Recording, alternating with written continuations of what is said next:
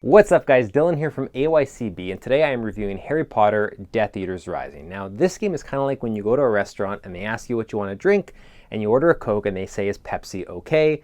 And Pepsi is okay, you enjoy it throughout the meal, it still tastes great, but there's a part of you that knows you would have enjoyed the Coke just a little bit more. What I mean by that is that this is a great game in its own right. It has a lot of really cool mechanics and has a great implementation of the Harry Potter theme that'll really please Harry Potter fans. But it uses some mechanics and some concepts from other games that those games just happen to do them just a little bit better in my opinion. But if you haven't played them and this is your first introduction to these mechanics or first time playing a cooperative game like this, I think you're really going to have a lot of fun with it. Let me tell you my whole thoughts.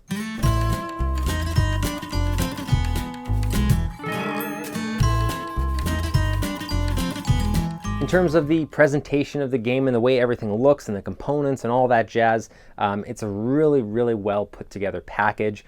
Obviously the first thing you're going to notice is this big statue that comes with the game. It's kind of the centerpiece of it. It doesn't have a major function in the game. The most you're really doing with it is just spinning it around, and wherever it's pointing will do different things with what's going on in the game. That being said, it's a lot more interesting and fun to use than if it was just a card or a cardboard token being spun around. And Harry Potter fans, I think, will really appreciate having this in their collection as well. So that was a really nice touch. Obviously, there's a really big implementation of Harry Potter thematics throughout everything. All the cards use characters from the movies, the actual actors and actresses. So if you're specifically a big fan of the movies, there'll be a lot that you can relate to right away. For big fans, you might not even have to read the card names. You'll just know based on the characters who they are, and I think that'll make learning the game and learning all the character abilities a little bit easier as well. So I'm a big fan of cooperative games. I think that it's really great to work together with other people at the table and try to come together against a common goal, especially when that goal is challenging to accomplish and it gives you incentive to keep coming back. Luckily, this game is pretty challenging. I expected maybe it to be a little on the easier side when I came into it, but it's pretty difficult, especially if you're not getting the dice rolls that you want and things aren't going your way. You're going to start falling behind and really have to try to play catch up. So that's good. It's going to keep you coming back. The only thing I'll say about the cooperative elements is that there is a bit of a potential for quarterbacking. A lot of planning is done even not, like on other people's turns. So you're going to be telling your teammates, here's what I'm thinking of doing. So you might want to keep that in mind. And people who are really into planning out their turns are going to be telling other people at the table, make sure you do this or don't do this because I'm going to be playing this. And next thing you know, you're going to feel like your turn is somewhat planned out for you. So I think it kind of just depends on the group you're with. There's that potential there, but it's not necessarily going to happen in every game that you play. So as I alluded to in the intro, this game has a lot of similarities to another game called Ghost Stories. They're not identical in any means. It's not just a fresh coat of paint over Ghost Stories with this game. But that being said, there's a lot of similarities. So in Ghost Stories, you're working together with a team in a cooperative experience, working through a deck of cards as different ghosts come up, and you have to survive long enough until the boss reveals himself, beat the boss, and you win the game. That's pretty much the exact same system that's at play here. You're going through a deck of cards, Death Eaters are coming out, you're defeating as many Death Eaters as you can or surviving through them until he who must not be named reveals himself, and then once you defeat him, the game is won.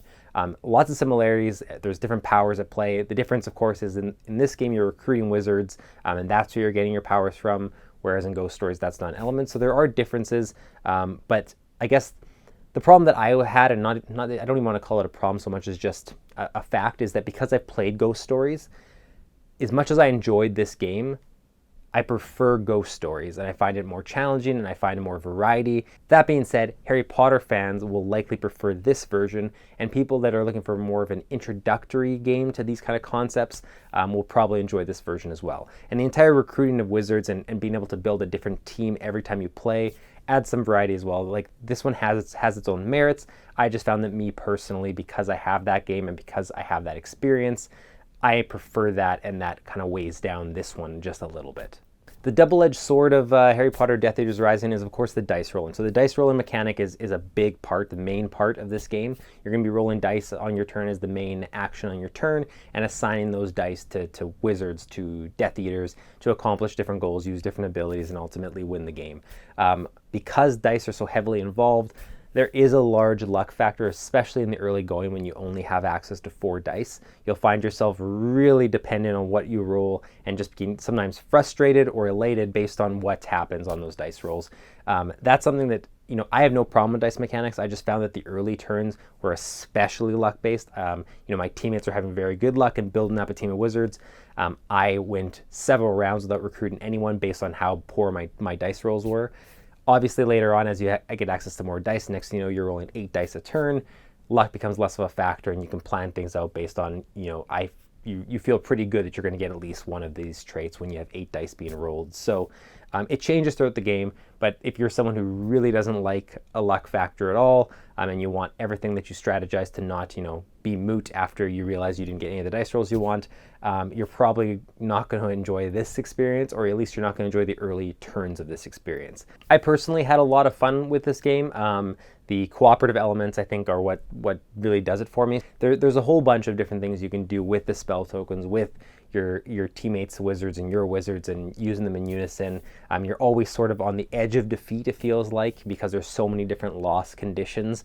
You're constantly saying, okay, we have this under control. Oh no, we don't have this under control. And that adds this, you know, camaraderie with everyone around the table. You're trying to stop, this person's going to stop at this place from getting corrupted, and then this person's going to take care of this Death Eater, and you really feel like a team that's working together for one common goal. So that's the most fun aspect of this game is working together. I think as a cooperative game, it absolutely succeeds. Again, your mileage will just vary a little bit, and your fun will vary a little bit, depending how luck-based your game happens to be. In terms of overall value, obviously as a cooperative game that, you know, you may have to play multiple times to actually win and defeat He Who Must Not Be Named. There's going to be multiple plays and lots of mileage there. If you're a really, really, you know, talented group with this game and you're able to consistently win, I could see that waning a little bit. One thing it has working against it is that, again, I'll make a comparison to Ghost Stories. That game comes with multiple bosses that you can, every game a different one gets shuffled into the deck. So you can play multiple times and never experience every boss, and then you still have to defeat every boss. You get tons of mileage out of that game, whereas this one only offers He Who Must Not Be Named. So once you defeat him, the experience to defeat him next time when he hits the table is going to be relatively the same. There are other things that change, like the place cards and the wizards that are available to keep things fresh, and you'll always be making a different team of wizards. However, many of the wizards across different affiliations have the same abilities, so the variety there is a little limited as well.